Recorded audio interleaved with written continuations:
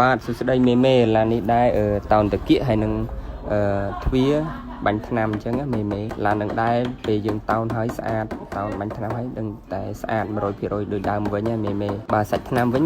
គឺខានប្អូនធានាឲ្យដូចវិញថាជា 99% បើសាច់ថ្នាំ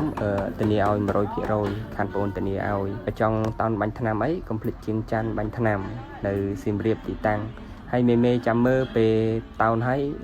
ចាំដាក់បន្ទុកឲ្យថាដូចប៉ុន្មានភាគរយអរគុណច្រើនមេបាទខានប្អូនបញ្ជាក់ទីតាំងភាសាទៀតទីតាំងប្អូនគឺនៅក្រោយសាលាដំបញ្ញាខេត្តសៀមរាបមេអានេះឃ្លីធ្វើតែយើងបៀកធ្វើយើងត្រូវចាប់ឃ្លីចាប់អីចឹងมันវាស្អាតអ្នកមុំមក